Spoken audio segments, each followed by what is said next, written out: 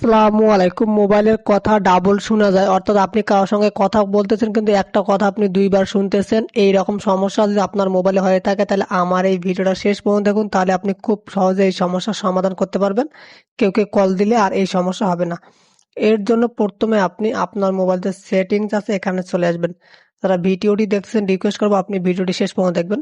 সেটিংসে আসার পর নিচের দিকে আসবেন, এখানে দেখেন লেখা থাকবে অ্যাক্সেসিবিলিটি, প্রতিটা ফোনেরই থাকবে, এখানে একটা ক্লিক করবেন। ক্লিক করার পর একটু নিচের দিকে আসবেন, যারা ভিডিওটি দেখছেন প্লিজ আপনি ভিডিওটি শেষ পর্যন্ত দেখবেন, তাহলে ইনশাল্লাহ এই সমস্যার সমাধান হয়ে যাবে। এখানে দেখেন লেখা আছে মোনো অডিও, এটা জাস্ট আপনি এরকম পপ করা থাকে আপনি জাস্ট অন করে দিবেন।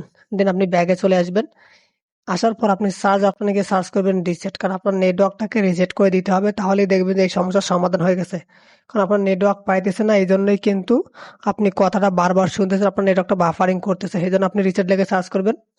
সার্চ করার পর দেখেন লেখা আছে রিসেট অপশন, এখানে ক্লিক করবেন। ক্লিক করার পর দেখেন লেখা আছে রিসেট অপশন, এখানে ক্লিক করবেন। ক্লিক করার পর রিসেট ওয়াইফাই অ্যান্ড মোবাইল, এখানে ক্লিক করবেন। ক্লিক করার পর এখানে দেখেন লেখা আছে মোবাইল ওয়াইফাই ব্লুটুথ।